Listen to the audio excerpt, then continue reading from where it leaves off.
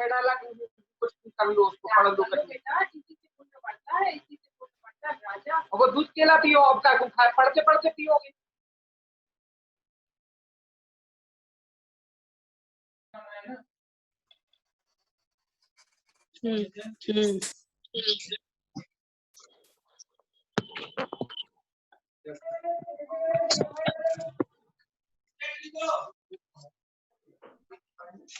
कौन सा टू बताओ? ये सेम कलर होना चाहिए, तो मिलेगा या कंप्यूटर से मिलेगा?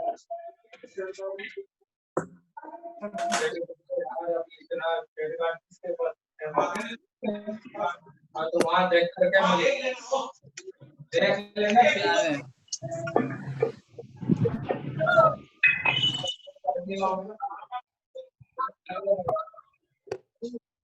चेक कर राजू, चेक कर लिया क्या?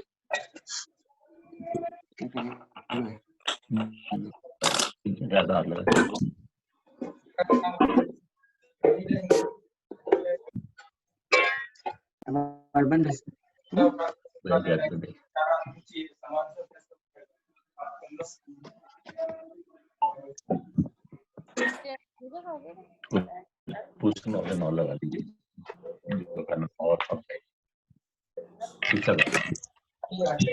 तो कुछ कर पाऊंगी बड़े काम को है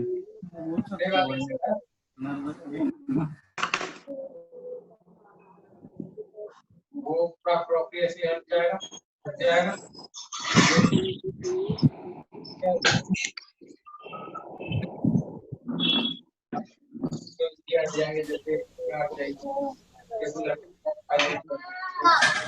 ब्लूटूथ मी त्याला कनेक्ट करा. तुम्हाला जर याच्यात आवाज येत नसेल तर हाईल माहिती कसं कनेक्ट करायचं. फक्त मोबाईलला कनेक्ट करून दे, येऊन दे. अरे आज चल एक दास का आपल्याला पण मध्ये बसायचंय. चल पटकन आता येणार नाही का तू?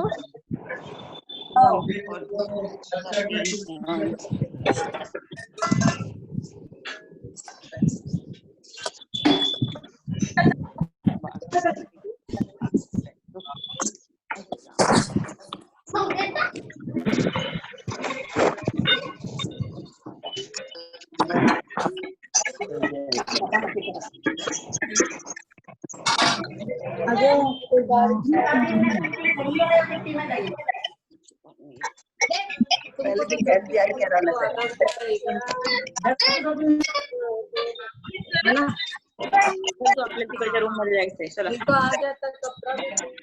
कनेक्ट कर, ब्लूटूथ ऑन करायचं.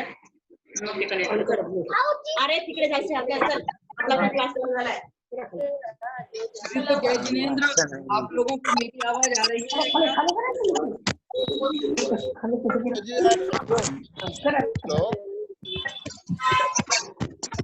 सभी को जय जिनेंद्र, आप लोग मेरी आवाज सुन पा रहे हैं?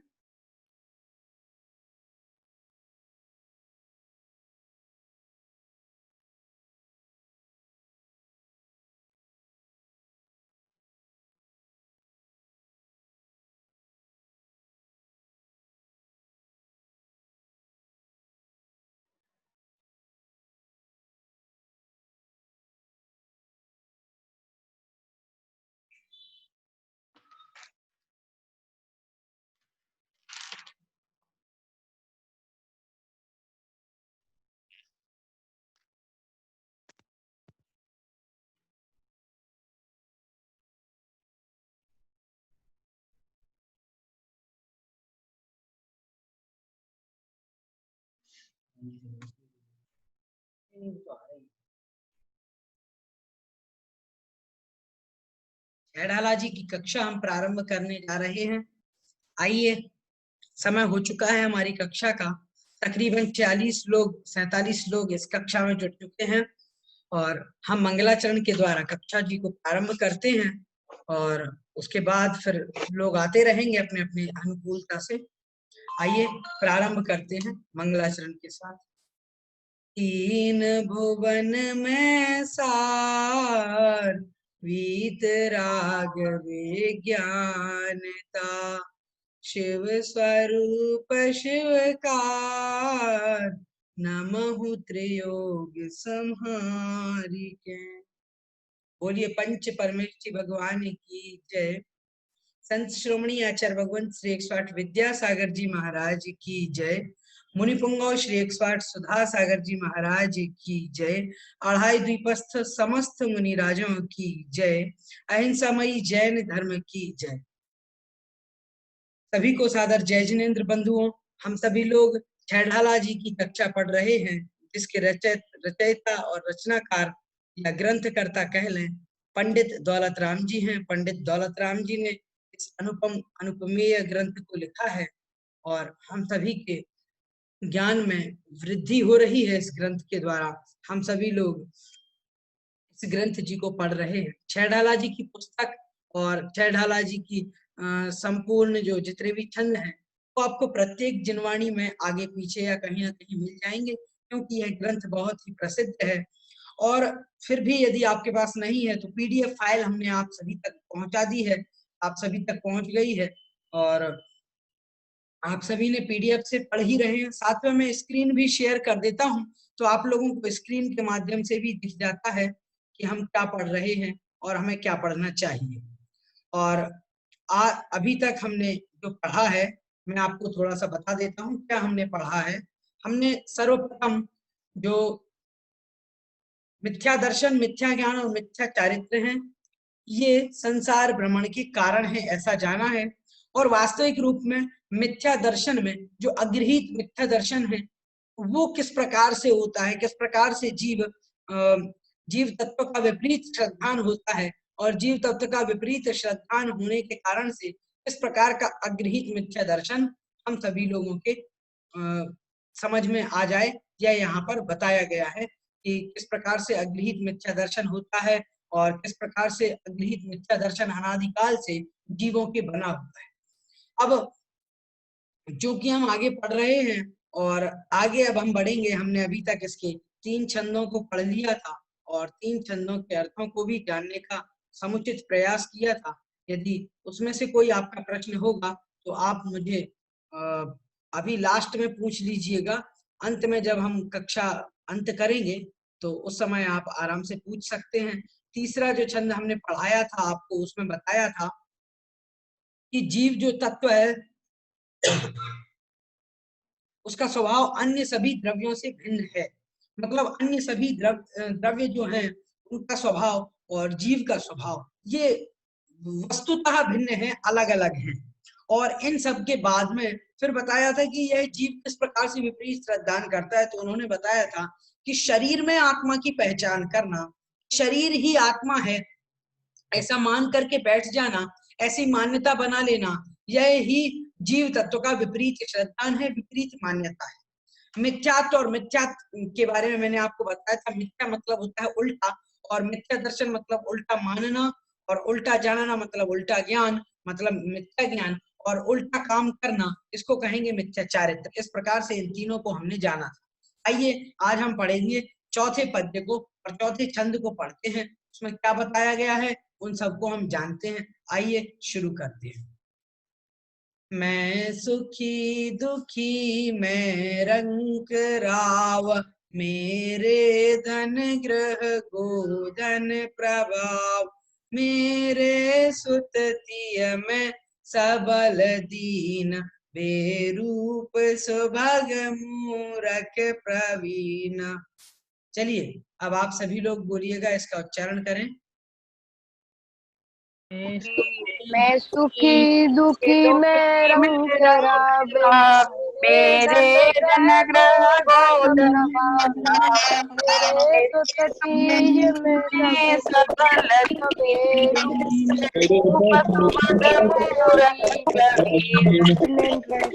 चलिए आप लोग बहुत अच्छा उच्चारण कर रहे हैं। अब देखिएगा यहाँ पर एक एक शब्द का अर्थ क्या है। एक एक शब्द का यदि हम अर्थ समझें तो क्या बताया गया है यहाँ पर, ये भी थोड़ा सा हम जान लेते हैं। देखिएगा यहाँ पर, देखिए यहाँ पर एक एक शब्द और उसके अर्थ को देखते चलते हैं हम क्या क्या बताया गया है। तो देखिएगा, मिथ्या दृष्टि जो जीव होता है उसका शरीर आदि पर पदार्थों के प्रति विचार किस प्रकार के होते हैं। शरीर हो गया, शरीर से जुड़े अन्य अवयव हैं और जो कुछ भी बाह्य चीजें हैं शरीर से मतलब आत्मा से भिन्न है, उन सभी के प्रति मिथ्या दृष्टि जीव का विचार किस प्रकार का होता है, मिथ्या दृष्टि की मान्यता कैसी होती है, उसको यहाँ पर बताया गया है। आइए देखते हैं। मैं सुखी दुखी मैं रंक राव, मैं सुखी हूँ, मैं दुखी हूँ, मैं रंक अर्थात मैं रंक मतलब मैं गरीब हूँ, और राव मतलब मैं राजा हूँ।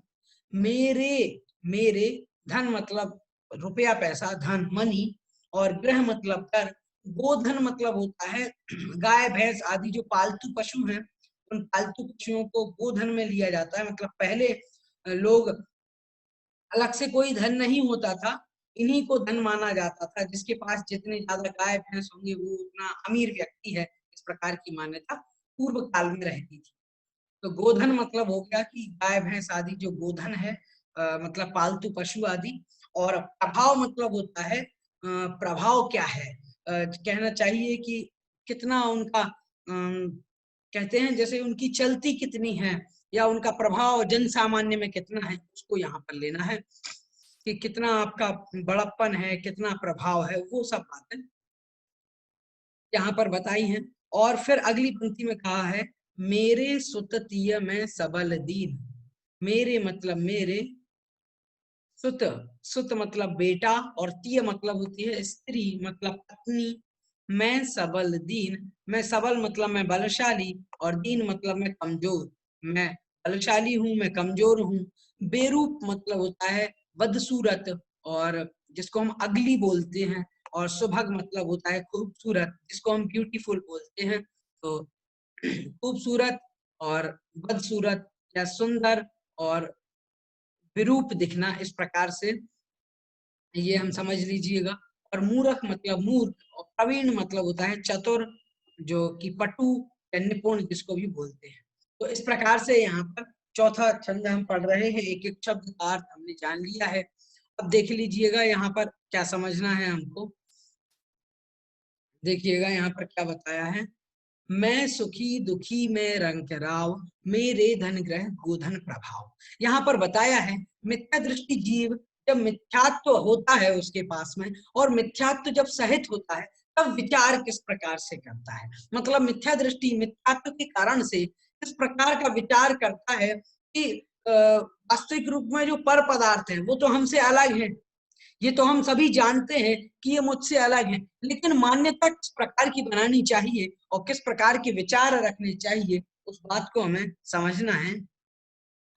तो यहाँ पर बताया है इन्होंने कि मिथ्या दृष्टि जीव तत्व का सही श्रद्धान न कर पाने के कारण से ऐसा सोचता है कि मैं सुखी, मैं इस संसार में सुखी हूँ, मैं दुखी, और मैं सुखी दुखी मतलब मैं सुखी हूँ, मैं दुखी हूँ। इस प्रकार से वह सोचता है। कोई चीज अच्छी मिल गई, अच्छा भोजन मिल गया, तो उसे लगता है मैं सुखी हूँ। और यदि भोजन अच्छा नहीं मिला, अरे भाई मैं बड़ा दुखी हूँ। तो इस प्रकार से वह चिंतन करता है, मैं सुखी दुखी मैं रंक राव।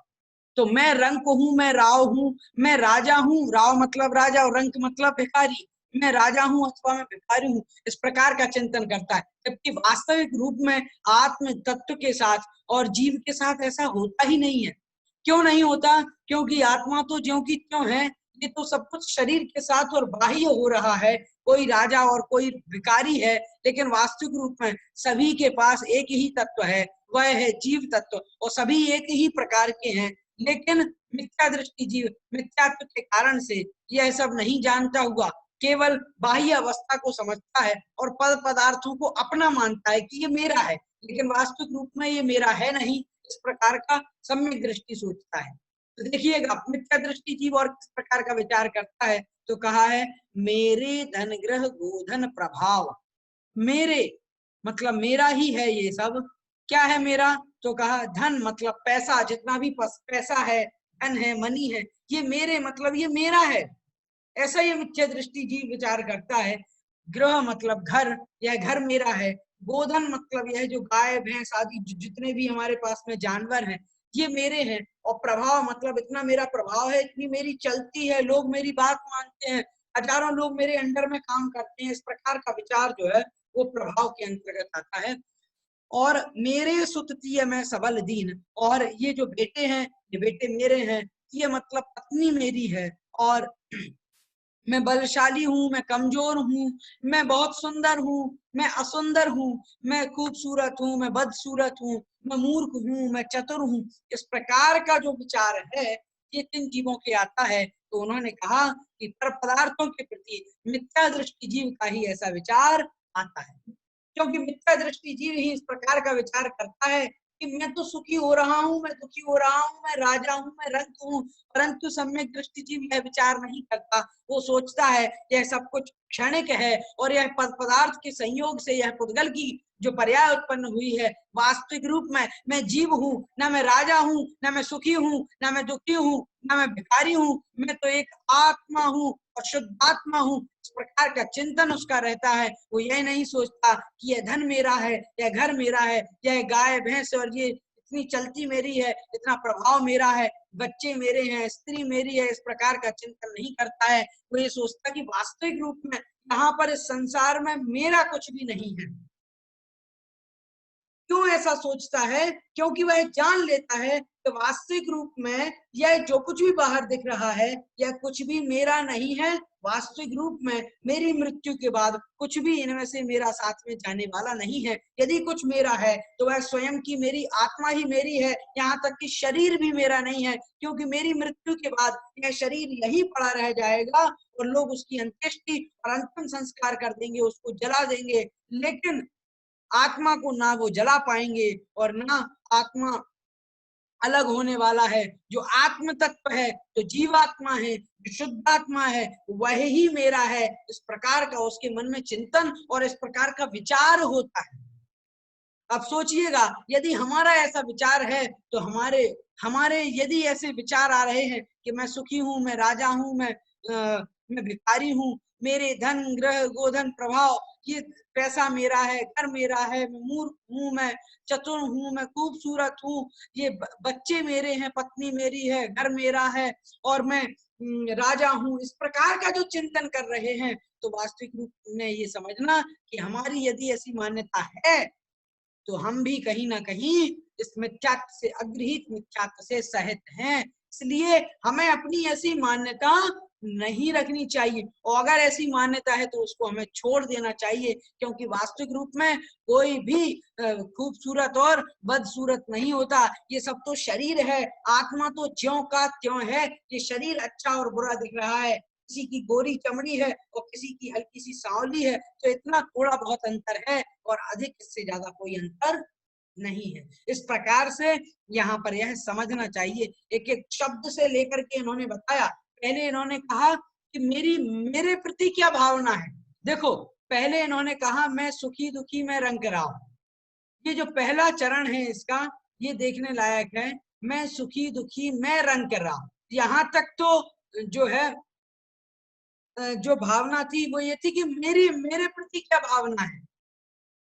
और फिर उन्होंने कहा कि फिर अन्य के प्रति क्या भावना है कि मेरा यह है, मेरा वह है। इस प्रकार से तो जो कुछ भी जो भावनाएं हैं कि यह मेरा है, वह मेरा है, इस प्रकार की जो भावनाएं हैं, तो उन्होंने कहा कुछ भी मेरा नहीं है। इस प्रकार का चिंतन करना चाहिए। और यदि यह विचार आ रहा है घर मेरा है, धन मेरा है, बच्चे मेरे, बेबी मेरी, इस प्रकार से यदि विचार आ रहा है तो यह जान लेना चाहिए कि यह अग्रहित मिथ्यात्व की भावना है और अभी हमारे भीतर अग्रहित मिथ्यात्व बना हुआ है। अब आप सोचेंगे हम कैसे विचार बनाएं, तो उन्होंने कहा कि विचार ऐसे बनाना चाहिए कि वास्तविक रूप में ना मैं सुखी हूँ ना मैं दुखी हूँ, यह सब तो संसार जन्य अवस्थाएं हैं और मुझे ऐसा लग रहा है कि यह सुखी हो रहा है। वास्तविक रूप में सुखी कुछ भी नहीं है, संसार में सुख ही नहीं है। क्यों? क्योंकि यह तो इंद्रिय जन्य है और थोड़े ही समय में दुख होने लगता है। एक रसगुल्ला खाया तो लगा बहुत अच्छा है और 2-3 खा लिए तो फिर डायबिटीज हो गई और कंट्रोल में नहीं हो रही है, ब्लड प्रेशर बढ़ गया या कम हो गया और तमाम प्रकार की परेशानियां हो रही हैं। तो ये क्यों हो गया? ये इसलिए क्योंकि वह जो हमें पहले सुख रूप लग रहा था वही अब दुख रूप हो गया। इससे पता चल रहा है कि वास्तविक रूप में संसार में सुख नहीं है। मैं ऐसा मान रहा हूं और ऐसी मान्यता गलत मान्यता है और मुझे ऐसी मान्यता को छोड़ देना चाहिए। इस प्रकार से यहाँ पर मिथ्या दृष्टि जीव का पर पदार्थों के प्रति जो चिंतन रहता है वह सब यहाँ पर बहुत अच्छी तरीके से प्रतिपादित किया है पंडित दौलत राम जी ने। आइए अब थोड़ा सा और आगे बढ़ते हैं और देखते हैं यहाँ पर क्या बताया गया है। हम पढ़ रहे हैं जो 5वां छंद है, उस अगले 5वें छंद को पढ़ रहे हैं। आइए पहले मैं उच्चारण करूंगा, फिर आप सभी लोग एक साथ में उच्चारण करिएगा। तन उपजत अपनी उपज जान, तन नशत आपको नाशमान, रागादि प्रगट ये दुख दैन, तिन्ही को सेवत गिनत चैन। चलिए अब आप सभी लोग बोलिएगा।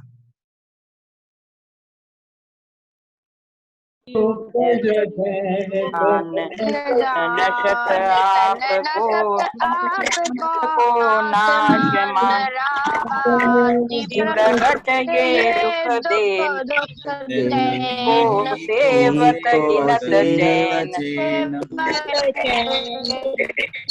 बहुत अच्छा पढ़ रहे हैं आप लोग।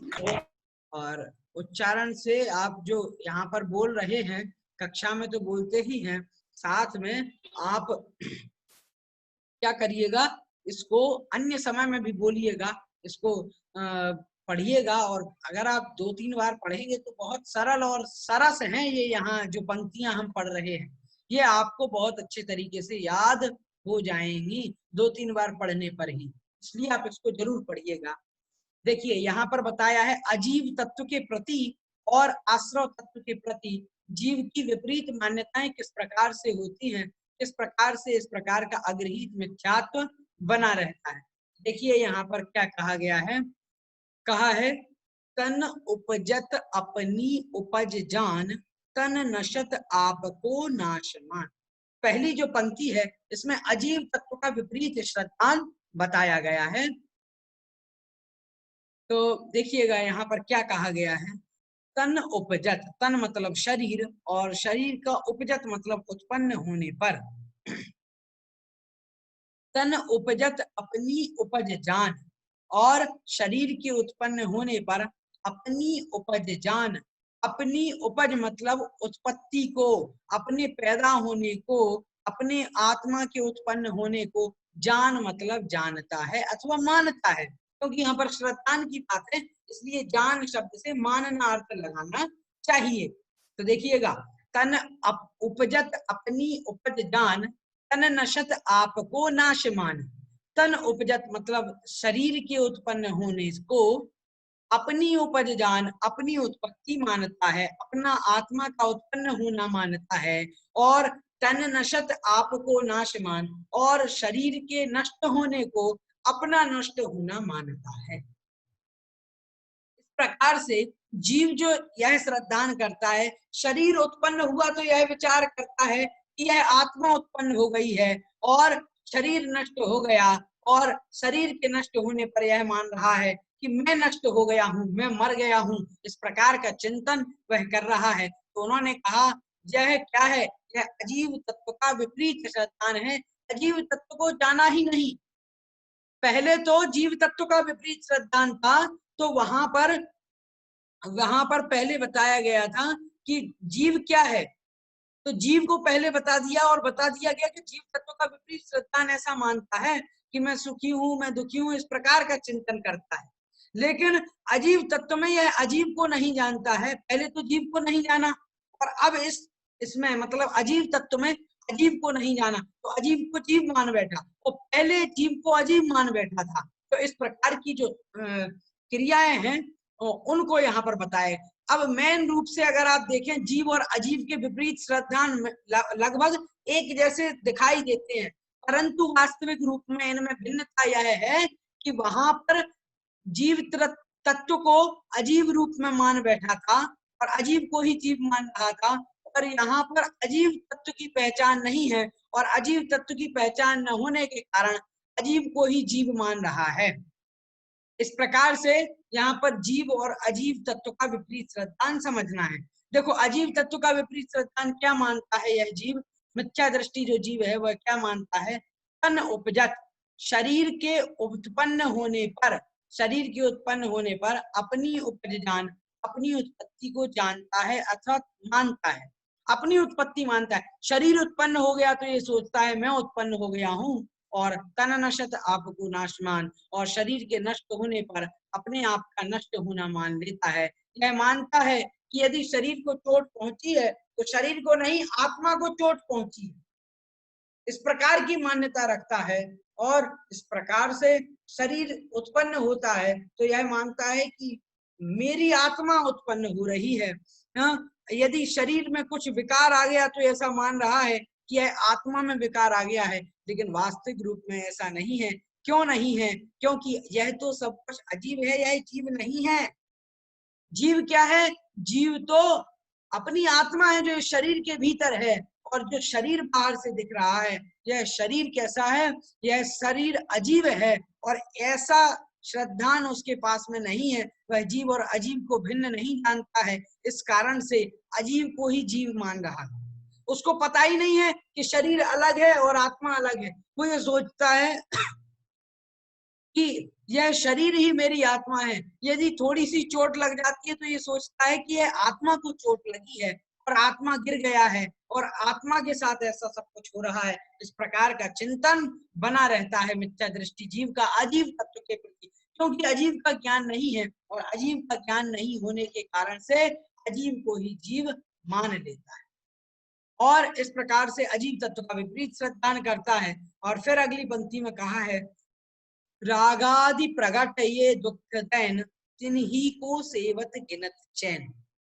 देखिएगा, रागादि प्रगट ये दुख देन, जो रागादि हैं, जो रागादि जो परिणाम है, राग के जो परिणाम है, राग का परिणाम से तात्पर्य क्या है यह भी मैं आपको बता देता हूँ कि कोई भी चीज स्वयं को अच्छी लगती है और उसके प्रति यह विचार आना कि यह मेरे लिए अच्छी है, और उसके प्रति प्रेम का भाव होना, उसके प्रति आसक्ति होना, यह भाव ही राग का भाव है। तो उन्होंने कहा है रागादि, रागादि से क्या मतलब है? राग और द्वेष इन दोनों को लेना है। तो जो चीज अच्छी लगती है उसके प्रति यह विचार करना यह अच्छी है, उसके प्रति आसक्ति होना, प्रेम होना, यह राग का परिणाम है। और यदि कोई चीज बुरी लगती है तो उसके प्रति यह विचार करना कि यह तो बेकार है और उसको बुरा मान लेना, यह द्वेष का भाव है। इस प्रकार से राग और द्वेष आपको समझ लेना है। राग मतलब अच्छा लगना और द्वेष मतलब बुरा लगना। तो इस प्रकार से राग और द्वेष को हमने यहाँ पर समझ लिया। तो ये तो राग और द्वेष है। तो कहते हैं रागादि प्रगट ये दुख दैन। ये रागादि प्रगट मतलब प्रकट रूप से, स्पष्ट रूप से, प्रकट मतलब प्रकट हो जाना, मतलब स्पष्ट रूप से जो कुछ भी दिख रहा है, इस प्रकार से राग द्वेष आदि जो विचार हैं ये दुख देन अर्थात दुख को देने वाले हैं। राग और द्वेष आदि जो परिणाम हैं ये दुख को देने वाले हैं, और दुख देने वाले हैं कैसे? तो उन्होंने कहा प्रकट मतलब स्पष्ट रूप से, प्रकट रूप में ये दुख देने वाले हैं, सामने दिखाई दे रहा है, और दिखाई दे रहा है, पता चल रहा है कि ये दुख देने वाले हैं। तो उन्होंने कहा है कि ऐसा जान करके भी कि ये दुख देने वाले हैं तब भी तिन्ही को सेवत गिनत चैन, और इन्हीं का सेवन करता है, और गिनत चैन, चैन मतलब सुख, और गिन मतलब मानता है, और उस प्रकार से इनका सेवन करते हुए यह जीव उन्हीं का सेवन करता है। मतलब राग द्वेष आदि परिणामों को ही करता रहता है, और राग द्वेष आदि परिणामों को करते हुए सुख की प्राप्ति होती है, ऐसा मानता है कि मुझे सुख मिल रहा है, ऐसा परिणाम बना लेता है। तो यहाँ पर यह बात बताई गई है दूसरी पंक्ति में कि आश्रव जो हो रहा है राग द्वेष आदि परिणामों के कारण से आश्रव हो रहा है इस जीव में, इस आत्मा में, और उन्हीं राग द्वेष आदि को जो दुख देने वाले हैं इन्हीं को यह जीव सेवन कर रहा है, निरंतर राग और द्वेष के परिणाम कर रहा है, और उन्हीं को करते हुए यह मान रहा है कि मुझे बड़ा आनंद आ रहा है। किसी चीज को अच्छा और किसी को बुरा मानते हुए यह सोच रहा है कि यह बहुत ही आनंद मिल रहा है, लेकिन वास्तविक रूप में राग और द्वेष परिणाम ये जो कि दुख देने वाले हैं, ऐसा जानकर के उनको छोड़ने का प्रयास नहीं कर रहा है। इस कारण से यहाँ पर इन्होंने बताया है कि यह विपरीत श्रद्धान है। इस प्रकार से आश्रव तत्व की विपरीत श्रद्धान को इन्होंने बताया। देखिए यह जो विषय है यह समझने लायक विषय है, और जितना इसमें आप अच्छे से समझेंगे, जानेंगे, तो आपको उतना ही अधिक स्पष्ट होता चला जाएगा। देखिए मैं आपको फिर से बता देता हूँ और फिर उसके बाद फिर हम अगले पद्य की ओर बढ़ेंगे। तन उपजत अपनी उपज जान, तन नशत आपको नाशमान। शरीर उत्पन्न हुआ तो यह मान लेना कि मैं ही उत्पन्न हो गया हूँ, आत्मा की उत्पत्ति हो गई है। शरीर नष्ट हो गया मतलब यह आत्मा मर गया है, इस प्रकार का विचार आ गया। और इस प्रकार का जो विचार है उससे पता चलता है कि यह अजीव तत्व के प्रति उल्टी मान्यता है, अजीव तत्व के प्रति विपरीत मान्यता है। लेकिन फिर दूसरी पंक्ति में बताया, और जब यह जीव ऐसा मान लेता है कि राग द्वेष आदि परिणाम है जिनसे कर्म आ रहे हैं और उन कर्मों के कारण से दुख हो रहा है, तो उन्होंने कहा कि ये राग द्वेष आदि जो परिणाम है ये प्रकट रूप में दुख देने वाले हैं, स्पष्ट रूप से ये दुख देने वाले हैं। ऐसा जान करके भी, ऐसा समझ करके भी यह जीव उन्हीं को सेवता है, निरंतर राग और द्वेष करता है कि अच्छा है ये बुरा है, इस प्रकार के विचार बनाते हुए किसी को अच्छा और किसी को बुरा मानता है। इस कारण से निरंतर दुख प्राप्त करता है और उन्हीं को सेवत गिनत जैन, और उन्हीं का सेवन तो करता है और उन्हीं को ही सुख मानता है कि ये बहुत अच्छे हैं, मुझे राग और द्वेष के परिणाम ही बहुत अच्छे हैं, ऐसा मान करके निरंतर राग और द्वेष में लगा रहता है। इस प्रकार की प्रवृत्ति जो है वह ऐसे जीव की होती है। किस जीव की होती है? तो यहाँ पर स्पष्ट कर दिया है, जो जीव मिथ्या दृष्टि है, जिसके पास अग्रहित मिथ्या दर्शन है, ऐसा वह व्यक्ति आश्रव तत्व का इस प्रकार का विपरीत श्रद्धान करता है। तो यहाँ पर ये बात इन्होंने यहाँ पर हमको बताई है। आप लोगों को समझ में आ रहा होगा, और नहीं आ रहा है कोई चीज अगर आपकी रह जाती है तो आप हमसे अंत में पूछ सकते हैं हैंड रेज।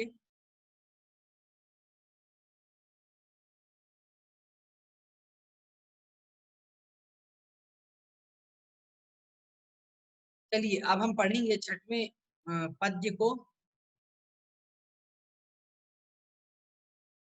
देखिए इसमें बताया था कि आश्रव तत्व का विपरीत श्रद्धान क्या है, मतलब कर्म आ रहे हैं और कर्मों के आने के कारण से दुख हो रहा है, लेकिन उन कर्मों के आने के कारण से दुख नहीं मान करके वो ये मान रहा है कि इन कर्मों के आने से मुझे बड़ा सुख मिल रहा है, राग द्वेष परिणाम करता है, उसी से सुख की प्राप्ति होती है, ऐसा मान रहा है। सुख का ज्ञान नहीं है, ऐसा करके वह कर्मों को बढ़ावा दे रहा है, उनको निमंत्रण दे रहा है।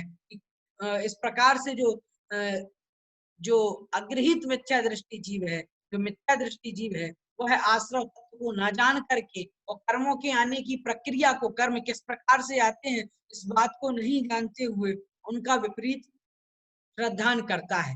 तो इस प्रकार का श्रद्धान भी हम सभी को नहीं करना चाहिए। ऐसे श्रद्धान से हमें प्रति बचने का प्रयास करना चाहिए। यदि ऐसा हम करेंगे तभी हमें सच्चे सम्यक दर्शन की प्राप्ति हो पाएगी।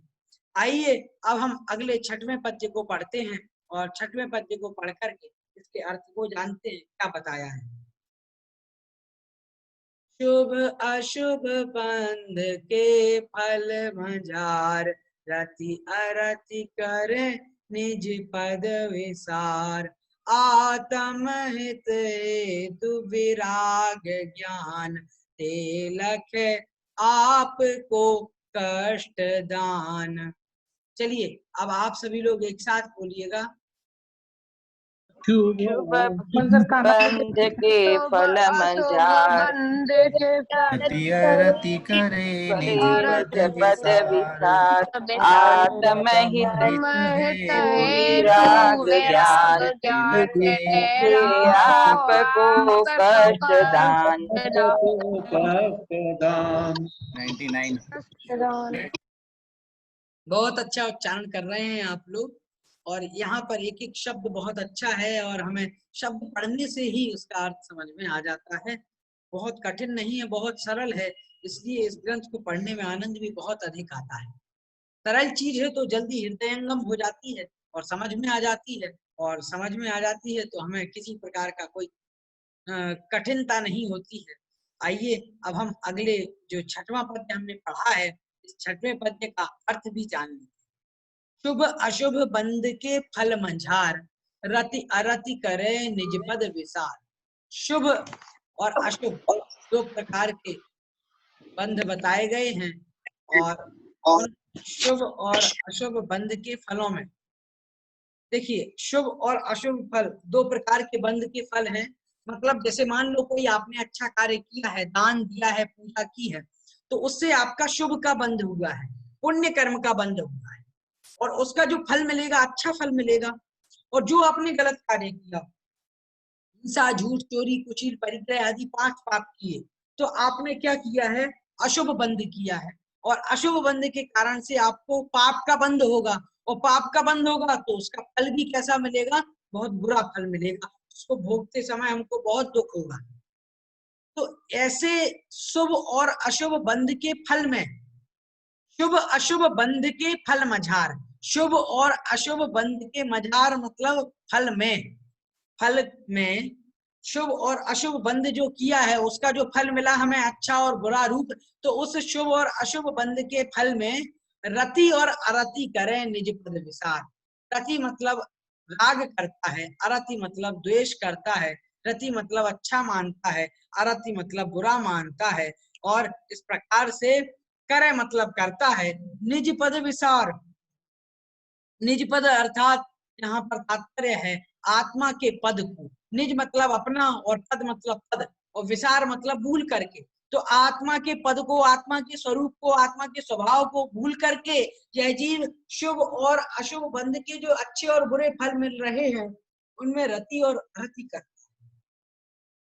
यह हमें समझना है कि हमें क्या नहीं करना चाहिए। इस ग्रंथ को पढ़ने से यह समझ में आ जाता है हमें क्या नहीं करना चाहिए। हमें शुभ और अशुभ बंध का जो फल मिल रहा है, भले ही वह हमारे लिए शुभ और अशुभ रूप है, अच्छे और बुरे रूप है, तथापि हमें अपने आत्म तत्व का ध्यान रखते हुए उसमें रति और अरति नहीं करना चाहिए। बहुत आसक्ति रख रहे हैं हम उसमें कि यह तो बहुत अच्छा है, इस प्रकार की आसक्ति रख रहे हैं, तो ये तो बड़ा गलत काम है। शुभ अशुभ बंध के फल मझार, शुभ बंध किया और उसका जो अच्छा फल मिला है, अच्छा सामग्री उससे हमें प्राप्त हुई है, लाभ हमारा हो रहा है, तो उसमें रति करना, अरे बहुत अच्छा बहुत अच्छा बहुत अच्छा, इस प्रकार से उसमें राग करना, उसको अच्छा मानना, इस प्रकार से यदि वह जीव कर रहा है तो वह उल्टी मान्यता है। रति अरति करे निज पद विचार, और रति और अरति कर रहा है निज पद विचार, अर्थात अपनी आत्मा का जो पद है, अपने जो जीव का स्वरूप है, उस जीव के स्वरूप को भूल करके और उसी में ही रति और अरति कर रहा है। ये अच्छा है, ये बुरा है, ये अच्छा है, ये बुरा है, इस प्रकार का विचार कर रहा है। कभी कुछ बुरा मिल गया, मान लीजिए कभी ऐसी चीज हमें प्राप्त हो गई जो कि बहुत बुरी है, टीचर ने बहुत ज्यादा होमवर्क दे दिया और उसके होमवर्क के कारण से अब बहुत बुरा लग रहा है, अब इतना सारा काम करना पड़ेगा, रात को 12 बजे तक होमवर्क करना पड़ रहा है, तो उस समय क्या हो रहा है, बहुत बुरा लग रहा है, अरे मैं कहां से कहां फंस गया हूं। इस प्रकार से उस फल में, फल को भोगते समय ऐसा मानना कि ये तो बहुत अच्छा है, बहुत अच्छा है। और कोई मतलब उसने, टीचर ने ज्यादा होमवर्क दे दिया तो ऐसा मान लिया ये तो बहुत बुरा हुआ मेरे साथ, मैं कहां से कहां फंस गया। और यदि आज उसने होमवर्क नहीं दिया टीचर ने, तो हम ये बड़े खुश हो रहे हैं, अरे आज तो बड़ा अच्छा हुआ, बड़ा अच्छा हुआ, बहुत अच्छा रहा। तो ये क्या है, इस प्रकार से जो अच्छे और बुरे जो फल हैं, इन फल के भोगते समय निज पद विसार, अर्थात अपनी आत्मा के तत्व को भूल गया कि वास्तविक रूप में यह तो शुभ कर्मों का बंध किया था, इस कारण से यह भोगने में आ रहा है, अथवा अशुभ कर्म का बंध किया था, इस वजह से यह अशुभ कर्म का बंध किया था, इस कारण से आज मुझे इतना सब कुछ सहन करना पड़ रहा है, सबकी डांट सुननी पड़ रही है, या दुख भोगना पड़ रहा है, गरीबी सहन करनी पड़ रही है, ये मेरे पूर्वकृत कर्मों का फल है। ऐसा जान करके उसमें ज्यादा अरति नहीं करना, ज्यादा द्वेष नहीं करना, और बहुत पैसा मिल गया, धन संपत्ति और संपदा मिल गई, सब अच्छी चीजें मिल गई हमारे पास में, अनुकूल साधन मिल गए, तो ऐसा नहीं मानना अरे मैं तो बहुत अच्छा हूँ, बहुत खुश हूँ, बड़ा आनंद है, उसमें ज्यादा प्रेम भाव नहीं रखना, ज्यादा आनंद नहीं करना। क्यों? यदि ऐसा करेंगे तो उससे क्या हो जाएगा, उससे हम अपने आत्मा के स्वरूप को भूल जाएंगे कि वास्तविक रूप में यह ऐसा कुछ भी नहीं है। वास्तविक रूप में देखा जाए तो यह तो मैंने शुभ कर्मों का बंध किया था और उसका फल भी मुझे यहाँ पर प्राप्त हो रहा है। इस प्रकार से हमें चिंतन कर लेना चाहिए। तो यह बात यहाँ पर समझना है कि जो शुभ और अशुभ फल है, कर्मों का फल है, उसमें हमें रति और अरति नहीं करना है। इस प्रकार से यहाँ पर छठवीं जो दोहा है, छठवां जो छंद है, इसमें हमें स्पष्ट की गई है और सारी बातें यहाँ पर इन्होंने हमें बताई है कि जीव किस प्रकार से बंध तत्व का विपरीत श्रद्धान करता है। बंध तत्व का जो विपरीत श्रद्धान है वह पहली पंक्ति में हमें स्पष्ट किया गया है और बंध तत्व का हमें श्रद्धान किस प्रकार से करना चाहिए, यह जानना चाहिए। जो कुछ भी हम यहाँ पर भोग रहे हैं, यदि अच्छा है तो ये सोचना चाहिए कि वास्तविक रूप में यह तो मैंने पहले जो अच्छे कार्य किए थे उसका फल मुझे मिल रहा है, इसलिए मुझे ज्यादा खुश होने की जरूरत नहीं है। यह तो पिछले अच्छे कर्मों का फल है, इसलिए ज्यादा आनंद नहीं मनाना, इसको समता पूर्वक समता परिणाम रखना। और यदि कोई बुरा है और बुरा हम भोग रहे हैं कि बुरा फल भोगने में आ रहा है, तो ऐसा चिंतन करना चाहिए कि वास्तविक रूप में यह जो कुछ भी मैं भोग रहा हूँ यह तो मेरे पूर्वकृत अशुभ कर्मों के बंध का फल है, इसलिए मुझे इसमें भी ज्यादा दुख नहीं मनाना चाहिए। मुझे तो इस समय समता परिणाम रखना चाहिए। इस प्रकार से ऐसा हमें चिंतन करना चाहिए, तब यह सच्चा श्रद्धान होगा। और यदि अच्छा और बुरा मान करके उसमें रति और अरति कर रहे हैं तो फिर उससे क्या हो जाएगा, उससे हमारा विपरीत श्रद्धान बन जाएगा। अब आगे देखिए, संवर तत्व का विपरीत श्रद्धान कैसे होता है। तो कहा है आत्म हित हेतु विराग ज्ञान ते लखे आपको कष्ट दान। आत्म हित हेतु, आत्मा के हित मतलब अच्छा करने के लिए, हेतु मतलब जो कारणभूत है, आत्मा की जीव की भलाई में जो हेतुभूत है, कारणभूत है, ऐसे विराग ज्ञान जो वैराग्य को उत्पन्न करने वाला जो स्वाध्याय है अथवा जो ऐसा जो द्वादशांग शुद्ध ज्ञान है, तिलक है, वह ज्ञान, वह जिनवाणी की बातें, लखे मतलब उनको जानता है, समझता है, मानता है। कष्ट दान, स्वयं के लिए कष्ट देने वाली, आपको कष्ट दान मतलब स्वयं के लिए कष्ट दान मानता है। प्रवचन में 1 घंटा बैठना पड़ता है तो यह सोचता है अरे ये कहाँ फंस गया हूँ मैं, बड़ी दिक्कत है, अब यहाँ कहाँ मैं फंस गया हूँ, अरे राम कितनी बातें सुननी पड़ रही है, नींद आ रही है, इस प्रकार का चिंतन करता है। और कभी फिल्म देखता है तो 3-3 घंटे तक बड़े चित्त से फिल्म देखता है और एक ही आसन में बैठा रहता है। तो संवर अर्थात कर्मों का आना कैसे रुकेगा, जब विराग ज्ञान की प्राप्ति करेंगे, जब आत्म तत्व की प्राप्ति होगी, जब हम तप करेंगे तब उससे क्या होगा, संवर भी होगा। और तप करने से निर्जरा होगी, स्वाध्याय करेंगे, 12 प्रकार के तपों को तपेंगे, तब जाकर के तो यह सब कुछ होगा। स्वाध्याय करने से जो व्यक्ति दूर भाग रहा है उससे समझ लेना कि उसका संवर तत्व के प्रति विपरीत श्रद्धान बना हुआ है। मतलब जो आत्मा का हित करने वाला जो विराग ज्ञान है, वैराग्य उत्पन्न करने वाला जो आत्म ज्ञान है, शुद्ध ज्ञान है, द्वादशांग जिनवाणी का ज्ञान है, उसको वह जीव कष्टदायी मान रहा है। अरे राम ये क्या है, कैसी कैसी बातें बताई हैं कि कभी कह दिया कि ऐसा मत मानो वैसा मत मानो, फिर क्या माने। तो यह भी एक बड़ा प्रश्न मन में आ जाता है, अरे मैं कहाँ फंस गया हूँ, ये कैसी कैसी ग्रंथ बना दिए हैं, 6 डाला, और ये क्या है, ये फालतू की बातें, इससे अच्छा तो मैं फिल्म देख लेता। और इस प्रकार का जो चिंतन है उसको कष्टदायी मानना, अरे ये 1 घंटा कैसे निकलेगा, अरे जल्दी निकल जाए, ये क्लास जल्दी निपट जाए, ऐसा सोचता है तो वास्तविक रूप में यह संवर तत्व का विपरीत श्रद्धान है कि भाई मुझे तो जबरदस्ती में ऐसा बैठना पड़ रहा है, इस क्लास को सुनना पड़ रहा है। इस प्रकार का जो चिंतन कर रहा है वास्तविक रूप में यह संवर तत्व का विपरीत श्रद्धान है कि यह संवर हो रहा है, जिससे इस ज्ञान प्राप्ति से, स्वाध्याय से जो कर्मों का संवर हो रहा है, कर्मों का आना रुक रहा है, उसको यह कष्टदायी मान रहा है। इस कारण से यह संवर तत्व का विपरीत श्रद्धान समझना चाहिए। इस प्रकार से यहाँ पर हमें इसको समझना है। और उसके बाद में फिर आगे कहते हैं, आगे जो 7वां पद है उसको हम पढ़ेंगे और आज हम 7वें पद तक ही पढ़ेंगे। इसका अर्थ भी देख लेते हैं। सर्वप्रथम मैं इसका उच्चारण करूंगा, उसके बाद आप सभी लोग भी इसका उच्चारण करें। आइए शुरू करते हैं।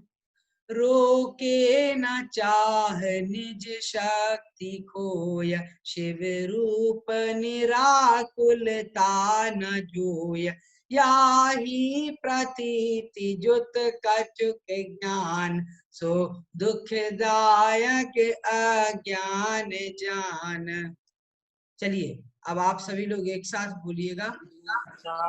रोके न चाह निज निज शक्ति खोय, रूप निराकुलता निराकुलता ही प्रतीति जो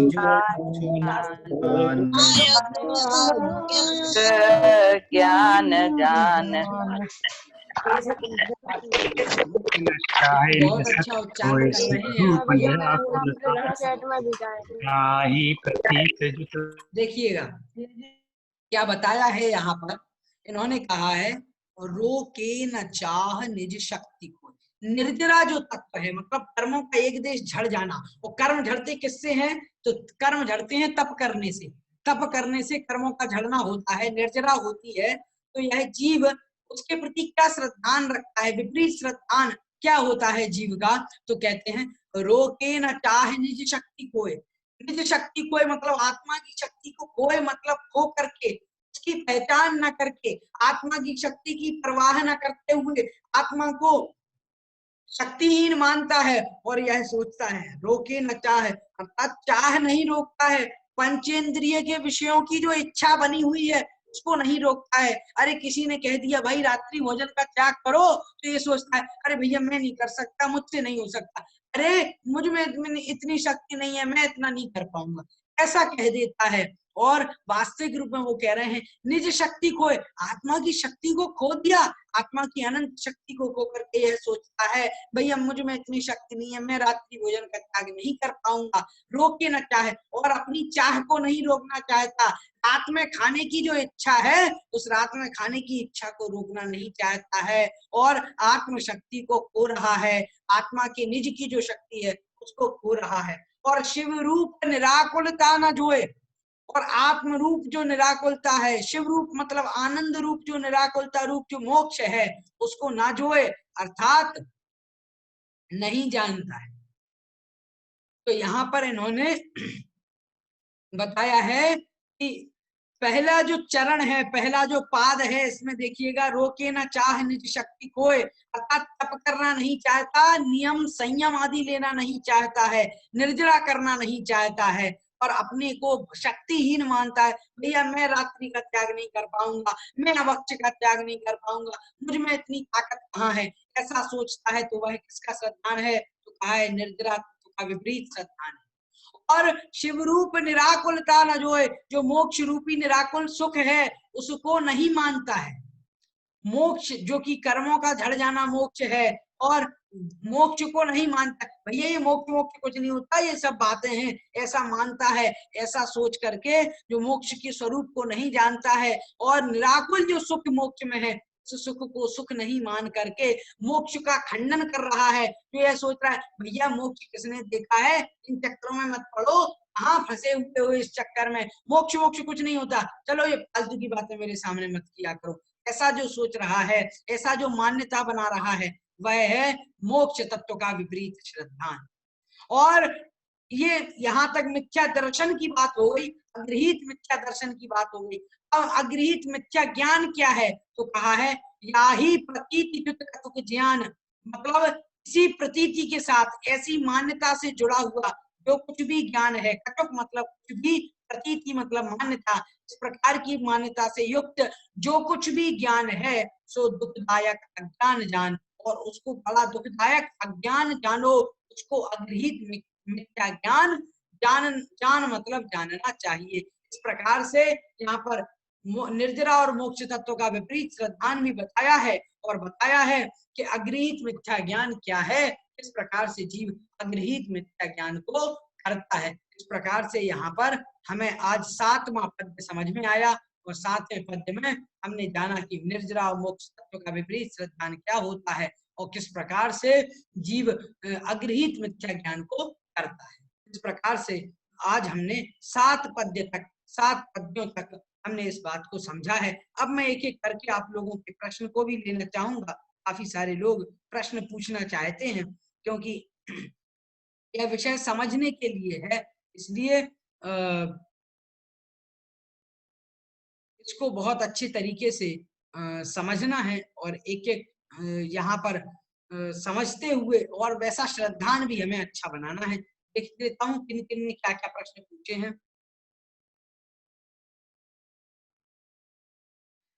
इन्होंने पूछा है कि भैया जी ये पूछना है कि दौलत राम जी पंडित थे कि आचार्य, क्योंकि महाराज जी कहते हैं हमें आचार्य के ग्रंथ पढ़ना चाहिए। देखिए यहाँ पर जो पंडित दौलत राम जी हैं, वह पंडित ही थे, इन्होंने कोई मुनि दीक्षा नहीं ली थी और उस समय मुनियों का सुनना भी बहुत कम था, मुनियों का सद्भाव बहुत कम था, उस समय मुनिराज भी बहुत कम होते थे।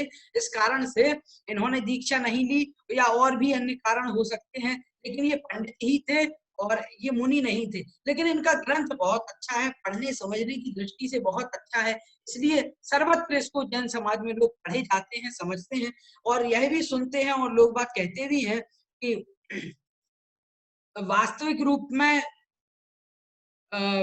जो हमें ग्रंथ पढ़ने चाहिए वह आचार्यों के पढ़ने चाहिए, क्योंकि आचार्य जो होते हैं उनकी बातें प्रमाण होती हैं। आचार्य वचनम प्रमाणम, आचार्यों के वचन प्रमाणभूत होते हैं और आचार्य जो कुछ भी कहते हैं वो बहुत गहन होता है, लेकिन उनकी बात माननी चाहिए, वो बात सही है और आचार्यों के ग्रंथ पढ़ने चाहिए। लेकिन जो दोष रहित पंडितों के द्वारा जो ग्रंथ लिखे गए हैं, क्योंकि अच्छे ग्रंथ हैं जिनको पढ़ने से हमारा बहुत सारा कॉन्सेप्ट क्लियर हो जाता है, जिन धर्म में हमारा प्रवेश बन जाता है, तो हमें जरूर पढ़ना चाहिए। ऐसे पंडितों के ग्रंथ भी आपको पढ़ने चाहिए।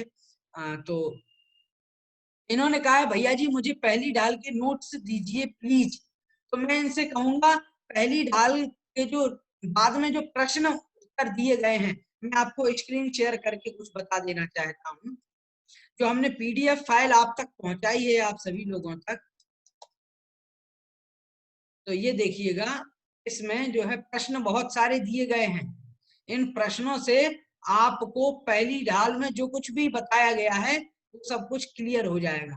यहाँ से आपको तकरीबन बहुत सारे प्रश्न यहाँ पर स्पष्ट किए गए हैं। देखिए ये प्रश्न और प्रश्नों के उत्तर हैं। अनादि किसे कहते हैं, मोह किसे कहते हैं, अनंत किसे कहते हैं, सागर किसे कहते हैं, निगोध क्या है, वो सारी बातें यहाँ पर स्पष्ट की गई हैं।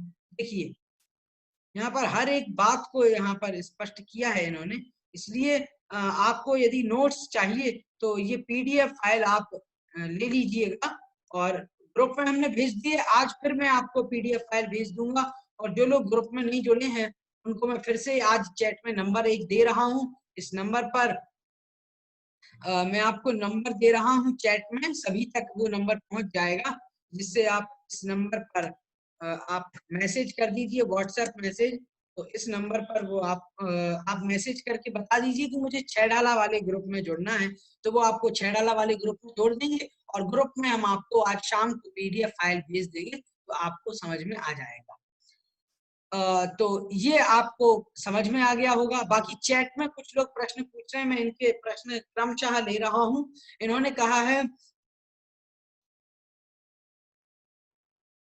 लास्ट की लाइन वापस से समझा दीजिए। लास्ट की लाइन क्या, मैं आपको लास्ट का जो दोहा है हमारा वह ही आपको बता देता हूं। जो हमने अभी पढ़ा था उसमें बताया था, लास्ट का जो दोहा था उसमें बताया था, देखिएगा मैं यहाँ पर निकाल लेता हूं इसको,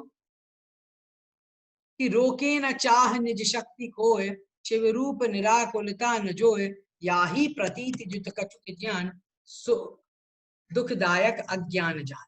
मतलब रोके न चाह, मतलब विषयों की चाह को नहीं रोकता, साथ में खाने की इच्छा हो रही है उस इच्छा को रोकता नहीं है, और निज शक्ति को, अपनी आत्म शक्ति को खो देता है, अनंत शक्ति को खो देता है। सोचता भैया मुझसे नियम पालन नहीं हो पाएगा, मैं नहीं कर पाऊंगा।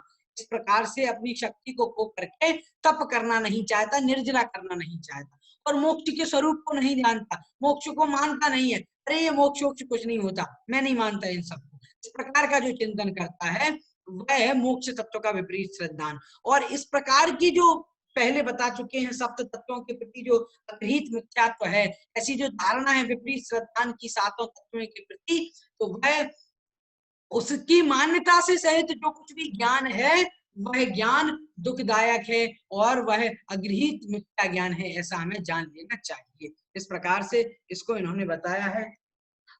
शिखा जी पूछ रही हैं चैट में, अग्रहित मिथ्यात्व क्या होता है? तो इसका उत्तर भी किसी ने दे दिया है बहुत अच्छे तरीके से। अग्रहित मिथ्यात्व वे मिथ्यात्व हैं जो कोई नहीं सिखाता और जीव अपने आप ही मानता है। फॉर एग्जाम्पल, पुद्गल शरीर को जीव मानना। बहुत अच्छा उत्तर आपने दिया है और काफी सारे प्रश्नों का उत्तर चैट में ही मिल जाता है।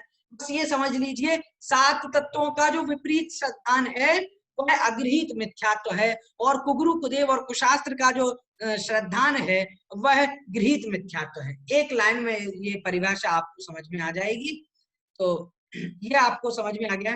अब कुछ लोगों ने हैंड रेस किया है, मैं आपके क्वेश्चन ले लेता हूँ। आलोक मोदी जी कुछ पूछना चाह रहे हैं, कोकिला जी कुछ पूछना चाह रही हैं। कोकिला जी हाँ जी भैया जी, मेरा कल का ही प्रश्न अभी तक स्टैंड कर रहा है। बताइएगा। हाँ, कल जो है आपने बताया था जीव द्रव्य तो अलग है ना, और पुद्गल भी अलग है, वो भी सही है, समझ में आता है। लेकिन संसार में रहते हुए जीव द्रव्य और पुद्गल द्रव्य दोनों एक साथ ही काम करते हैं, ऐसा मैं समझती हूँ। जी जी बिल्कुल। तो फिर उसको हम इस समय कैसे अलग करेंगे? इस समय कैसे अलग करेंगे, तो मैं आपको जब आज की कक्षा में बता रहा था, साथ में ये भी बताया था मैंने कि हमें कैसा चिंतन करना चाहिए। सम्यक दृष्टि जीव कैसा चिंतन करता है, मतलब जीव को जीव समझना, यह नहीं मानना कि यह शरीर जो हमें मिला है यह जीव नहीं है। जीव और आत्मा की अलग अलग पर्याय करना। अब देखिएगा, शरीर का स्वभाव अलग है, आत्मा का स्वभाव अलग है। शरीर चाहता है विषयों में रमना, लेकिन आत्मा यदि विषयों में रमेगा तो उसको पाप लगेगा। शरीर तो चाहता है मैं कुछ भी ना करूं, आराम से सोता रहूं और मंदिर ना जाऊं, लेकिन ऐसा चलेगा क्या? जिन दर्शन नहीं करेगा वह जीव तो निरंतर पापों में लगा रहेगा। शरीर चाहता है कि मैं फिल्म देखूं, चिंतन हो रहा है मैं फिल्म देखूं, लेकिन वास्तविक रूप में इससे तो आत्मा का अहित हो रहा है। तो ऐसा चिंतन करना चाहिए। शरीर और आत्मा को अलग अलग जानना चाहिए। शरीर कुछ और चाहता है, आत्मा कुछ और चाहता है। जीव जानता है कि यदि मैं हिंसा करूंगा, यदि मैं रात्रि में भोजन करूंगा तो इससे हिंसा होगी, होगी या नहीं होगी? बताइएगा। होगी। ठीक है, तो जीव होगी बिल्कुल, लेकिन शरीर भूखा है, वो चाहता है मैं भोजन कर लूं। तो अब जीव सोच रहा है यदि मैं भोजन कर लूंगा तो मुझे पाप लगेगा, हिंसा का दोष लगेगा, अवक्ष भक्षण का पाप लगेगा। लेकिन शरीर सोच रहा है नहीं नहीं, पाप माप लगता रहे तो लगता रहने दो, मुझे तो अपना पेट भरना है, मैं खाली हूं सुबह से, ऐसा सोच रहा है। तो इस प्रकार से ये दोनों अलग हैं, दोनों का स्वभाव अलग है। ऐसा चिंतन करके दोनों को अलग जानना, और ऐसा अगर हम अलग जानेंगे और अलग जान करके फिर, अब जैसे मान लो आश्रव हो रहा है तो आश्रव में खुशी नहीं मानना कि भाई अगर आश्रव हो रहा है, बंद हो रहा है, बंद का फल भोग रहे हैं, तो उसमें भी हमें यह नहीं मानना कि अरे वास्तविक रूप में ये तो बड़ा सुख मिल गया, बहुत दुख मिल गया। ऐसा ना करते हुए समता परिणाम बनाए रखना, ये यहाँ पर शिक्षा हमें दी गई है। हाँ भैया जी, एक प्रश्न और इसी से जुड़ा हुआ कि यदि हम कोई कार्य करते हैं, आत्मा अकेले तो कुछ काम कर ही नहीं सकती। जी बिल्कुल। शरीर का साथ तो उसको चाहिए, चाहे हम धर्म करें या सांसारिक कार्य करें, सबके लिए आत्मा भी चाहिए और शरीर भी चाहिए। जी। तो फिर अब इसको, दोनों अन्योन्याश्रित है, अब इसको कैसे क्या समझे? देखिए, अब इसको ऐसे कैसे समझेंगे? देखिए, दोनों एक दूसरे के आश्रित हैं। आत्मा यहाँ पर है जीव में, और यह शरीर भी काम कर रहा है जीव की वजह से। यदि जीव चला जाएगा तो शरीर काम नहीं करेगा।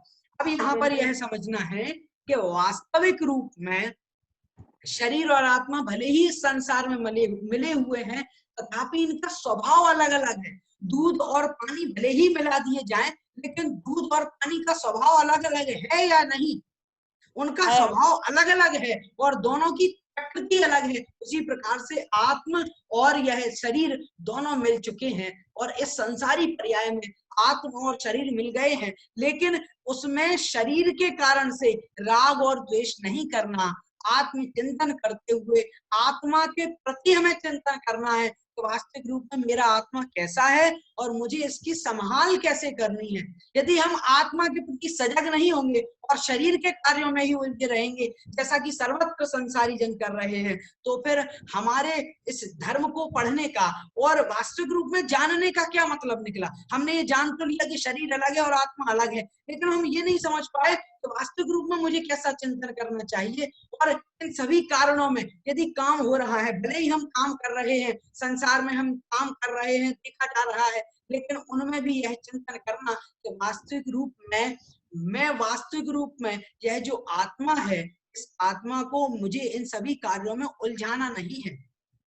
सांसारिक कार्य हैं, करने पड़ रहे हैं, तथापि उसमें यह नहीं उलझाना है कि यह मुझे इन सभी कार्यों को करना ही है और इसी में सुख है, इसी में दुख है। उनको करता तो है जीव, लेकिन किस प्रकार से करता है वो सारी बातें और स्पष्ट होने वाली हैं इस ग्रंथ में। और दूसरी, तीसरी, चौथी ढाल जब हम पढ़ेंगे तो आगे आगे एक चीज स्पष्ट होती जाएगी। लेकिन यहाँ पर ये समझें कि वास्तविक रूप में इस जीव को भले ही इस शरीर का सहारा है, लेकिन सहारा होते हुए भी वह शरीर का स्वभाव अलग है और शरीर इससे अलग ही है, ऐसा मान करके हमें चिंतन करना चाहिए। और यहाँ भी हम जा रहे हैं, कहीं पर भी जो कुछ भी देख रहे हैं, अब शरीर में कोई व्याधि हो गई है तो ऐसा नहीं कि शरीर में व्याधि हो गई है और फिर हम ऐसा मानने लग जाए, अरे ये तो मुझे व्याधि हो गई है, अब मैं कुछ नहीं कर सकता, मैं कुछ नहीं कर पा रहा हूँ। भले ही उसका सहारा है, लेकिन उसके सहारे के होते हुए भी अपने आप को पृथक जानते हुए निरंतर पुरुषार्थ करने की प्रेरणा हमें लेनी चाहिए, जिससे हम आत्महित में उद्यत बने रहें और तत्पर रह सकें। ठीक है भैया जी, धन्यवाद जी। चलिए अब इसमें पूछना चाहते हैं, राजू जी कुछ पूछना चाहते हैं, राजू जैन। राजू जी आप पूछिएगा। आलोक मोदी जी पूछना चाहते हैं, बताइएगा। हाँ भैया जी, ये पूछना था कि जो आपने अभी वो बताए थे क्वेश्चन आंसर जो आपने अभी दिखाए थे ऊपर, हाँ, तो वो अपन की नॉर्मल जो बुक रहती छेड़ाला की उसमें मिल जाएंगे? देखो आप ग्रुप में हैं क्या उसमें? नहीं है। आपके पास संस्थान से जो पुस्तक है छेड़ाला की वो है उसमें? हाँ तो उस नहीं, वो नहीं है भैया। नहीं है तो आप हमारे ग्रुप में जुड़ जाइए, हम आपको पीडीएफ फाइल भेज देंगे। ठीक है, धन्यवाद। हम आपको पीडीएफ फाइल भेज देंगे जिससे आप आराम से पढ़ सकें। ठीक है, जय जिनेंद्र भैया जी। जय जिनेंद्र, पूछिएगा। भैया जी हम ये पूछना चाहते हैं कि हम सबको पता तो है कि मोहनीय कर्म ही दुख का कारण है, और हम लोग घर में रहते हुए मोहनीय कर्म से किस तरह से बच सकते हैं? हम लोगों को तो दिन पे दिन मोह ज्यादा होते जा रहा है घर में। बिल्कुल सही बात है, घर में रहते हुए भी मोह हो रहा है, विचार बन रहे हैं, ये राग है, ये द्वेष है, लेकिन उसमें भी यह सोचना कि अपेक्षाकृत कथन करना। जैसे मान लीजिए आज गर्मी बहुत तेज है और किसी ने हमसे कह दिया कि गर्मी बहुत तेज है, ऐसे में यदि कोई हमें मान लीजिए गर्मी बहुत तेज है और ऐसे में यदि कोई आपसे कहे कि आप ये बेसन का लड्डू है, यह खा लीजिए और 2 लड्डू आपको खिला दे, तो आपके अंदर गर्मी और बढ़ जाएगी और उसके कारण से फिर क्या होगा, आपका शरीर अस्वस्थ हो जाएगा। तो अब यदि ऐसे में आप ऐसा मानते रहें, ऐसा चिंतन करें कि यह जो कार्य कर रहा हूँ, भले ही यहाँ पर मैं इस लड्डू को नहीं खा रहा हूँ, किस कारण से? इस कारण से नहीं कि यह लड्डू कड़वा है या अच्छा नहीं है, इसलिए नहीं खा रहा हूँ कि यह मेरे शरीर के लिए अच्छा नहीं है। ये जो यह शरीर है, इस शरीर को अस्वस्थ कर देने वाला है, इसकी प्रकृति को बिगाड़ देने वाला है, इसलिए मुझे इसका सेवन नहीं करना है। और यदि मैं सेवन कर रहा हूँ, जैसे मान लीजिए जैसे मान लीजिए गर्मियों का समय है और इस गर्मी के समय में आप सत्तू का सेवन कर रहे हैं, जिसको लोक भाषा में सतुआ भी कहते हैं, तो यदि आप उसका सेवन कर रहे हैं तो ऐसा मान करके कि भाई यह शरीर के लिए शीतलता देने वाला है, ठंडक देने वाला है, या शरबत पी रहे हैं तो यह सोच करके कि यह शरीर के लिए अच्छा है, ऐसा मान करके हमें यह कार्य करना चाहिए। संसार में भी हम जो कुछ भी काम कर रहे हैं, जैसे कोई भी कार्य कर रहे हैं, तो इसलिए कि हमारी सारी अवस्था जो है इसके अनुसार, देखिए दोनों ही बातें हैं, अध्यात्म अपने स्थान पर, कर्तव्य अपने स्थान पर है। सांसारिक अवस्था में है तो इन कर्तव्यों की पूर्ति भी करनी होगी, और अध्यात्म मतलब हमारी जो आत्मा है, जो हमारी चेतना है, जो हमारा जीव है, इसकी भी पूर्ति करनी है। अपना कल्याण भी हमें करना है और अपना कर्तव्य भी पूरा करना है, कि हमारा कर्तव्य भी पूरा हो जाए और साथ में हमारा कल्याण भी हो।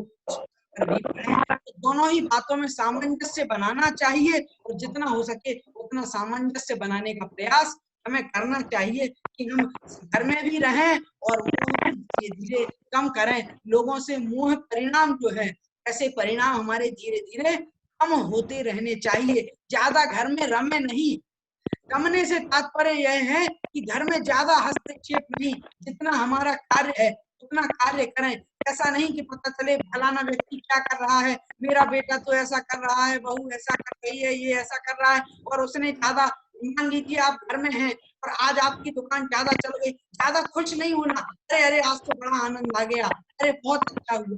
तो इस प्रकार से उसमें रमना नहीं है, यह भी हम ध्यान रखें। उसको कर्तव्य की तरह पूरा करें, उसको रमना नहीं है। यदि रम जाएंगे तो फिर हम उसी में रम जाएंगे, अपनी आत्मा और अपनी चेतना के प्रति, जीव के प्रति हमारा ध्यान नहीं रहेगा।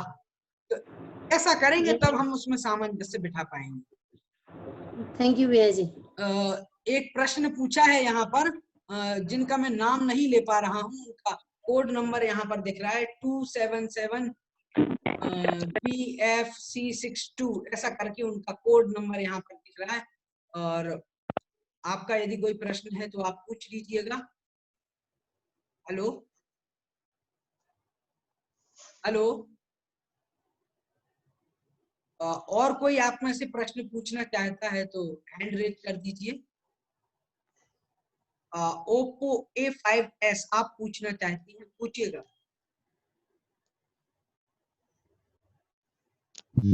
बोलिएगा। जय जिनेंद्र भैया। जय जिनेंद्र। मेरा प्रश्न है, छठवा वाला जो आपने अभी बताया है उसका सेकंड लाइन समझा दीजिए। छठवा वाला बताया है, एक मिनट में आपको बता देता हूँ छठवा कौन सा है और उसका हमने क्या अर्थ बताया। शुभ अशुभ बंध के फल मजार, रति अरति करें निज प्रकार।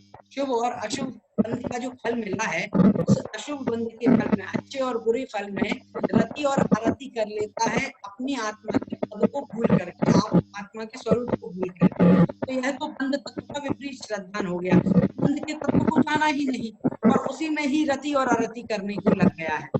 और जिससे संवर होना है, इस विराग ज्ञान से अथवा स्वाध्याय आदि तपों से, जो हमारे तप बताए गए हैं 12 प्रकार के, उन तप करने से और धार्मिक कार्यों से जो संवर होना है, कहना चाहिए संयम लेने से जो संवर होने वाला है, उस संवर को और संयम आदि को, उस स्वाध्याय आदि को जो जीव कष्टदायी मानता है, प्रवचन आदि को, जनवाणी के सुनने को कष्टदायी मानता है, वह इस संवर तत्व का विपरीत श्रद्धान है।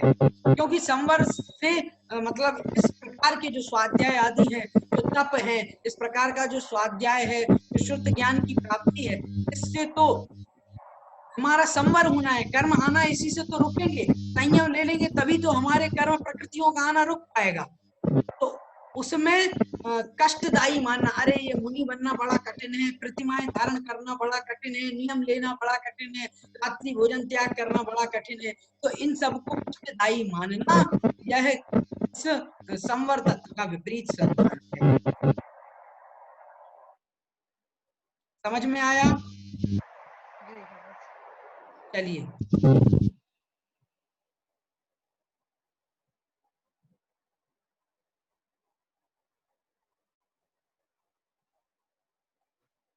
अब समय हो चुका है, फिर भी कुछ लोग प्रश्न पूछ रहे हैं, पूछ लीजिएगा।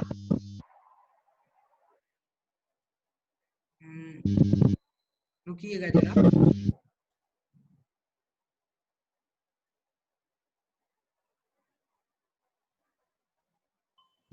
चलिए बोलिएगा।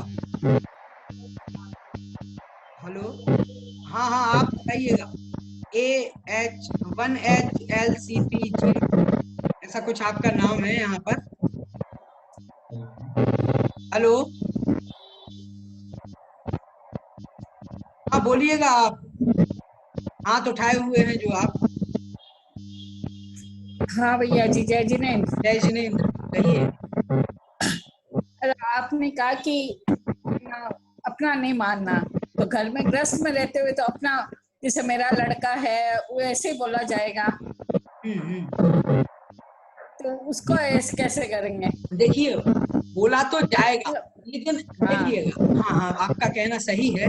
अब घर में है तो ऐसा तो बोला ही जाएगा, लेकिन उसमें भी होता क्या है, इसमें भी हमें यह विचार करना है और ऐसी मान्यता बनानी है कि वास्तविक रूप में यह मेरा से तात्पर्य है, यह मेरा नहीं है। यह क्यों बताया जा रहा है? इसलिए ताकि हमारी उसके प्रति जो राग और रति के परिणाम है, वो रति के परिणाम ना रहे। यदि रति और राग के परिणाम रहेंगे तो फिर हम उसी के अच्छे बुरे में लगे रहेंगे। ये तो मेरा बेटा है, अरे आज इसने भोजन नहीं किया, आज शाम को तो ये लेट कर आया था, अरे आज तो सब गड़बड़ कर दी, उसकी तबीयत खराब है। इस प्रकार से बार बार उसी के चिंतन में व्यक्ति उलझा रहेगा। बेटा कह लें, बेटी कह लें, बहू कह लें, परिवार कह लें, या घर कह लें, फैक्ट्री कह लें, दुकान कह लें, कुछ भी कह लें, तो राग द्वेष आदि जो परिणाम जिस किसी के भी प्रति बने हुए हैं, ये परिणामों के कारण से ही तो जीव उन्हीं में उलझा है, और उनमें उलझे होने के कारण अपना उद्धार नहीं कर पा रहा है, अपना चिंतन नहीं कर पा रहा है, स्वयं संयम धारण नहीं कर पा रहा है, व्रत नहीं ले पा रहा है, इन परिग्रह को छोड़ नहीं पा रहा है। तो यही सब कारणभूत है। इसलिए तो कहा है इनको अपना मत मानो, क्योंकि ये अपने नहीं है, अपना तो अपनी आत्मा है। तो आत्मा को अपना कह करके यह संदेश दिया है कि भाई हमें इन सबसे ज्यादा प्रेम और ज्यादा राग और रति के परिणाम नहीं करना है। मानते हुए भी पंडित जी होता ही है ये इस दस्त में तो ठीक है, लेकिन उसमें कम करने का प्रयास भी तो करना चाहिए। उसको कम करने का जितना प्रयास करेंगे उतना ही सुख होगा। यदि बेटा आज भोजन नहीं करेगा तो आपको कल के दिन दुख होने लगेगा, और यदि आपकी बात नहीं मानेगा तो आपको दुख होगा, होगा या नहीं होगा? होगा। और यदि आप उसको अपना नहीं मानेंगे, चलो ठीक है वो अपने हिसाब से कर लेंगे, यदि आपको उनके प्रति प्रेम और राग कम होगा तो फिर आपको उतना दुख नहीं होगा। ठीक है भाई, भोजन भूख लगेगी तो अपने हिसाब से भोजन कर लेंगे, ऐसा यदि आपके मन में विचार आ गया, या थोड़ा थोड़ा राग कम हो गया, तो आपका उतना दुख भी कम होता जाएगा। दुख और दुख जो हो रहा है इसी से ही तो हो रहा है। तो दुख तभी कम होगा जब राग और द्वेष के परिणाम कम होते चले जाएंगे। आज कक्षा काफी लंबी हो गई है, काफी समय हो चुका है, और आप लोगों का समय भी बहुत हो रहा है, और इसी के साथ आज की इस कक्षा को हम यही समाप्त करने जा रहे हैं। आप अपने प्रश्न व्हाट्सएप पर पूछ सकते हैं। अभी कल हमने ग्रुप इस वजह से नहीं खोला था सभी के लिए, ताकि कुछ परेशानियां हैं और इस वजह से हमने उसको नहीं खोला, और आज हम आपको ग्रुप खोल देंगे शाम को 5 बजे से 7 बजे तक, जिससे आप उसमें प्रश्न आदि कर सकते। आइए आज की इस कक्षा को यहीं समाप्त करते हैं और जिनवाणी स्तुति करते हैं। बोधि समाधि परिणाम शुद्धि स्वात्मोपलब्धि शिव सौख्य सिद्धि चिंतामणिं चिंतितवस्तु दाने त्वां वन्द्यमानस्य ममास्तु देवी। द्वादशांगमयी जिनवाणी माता की जय। सभी को जय जिनेन्द्र। नमो नमोकार मंत्र पढ़ के इस कक्षा को आप छोड़ सकते।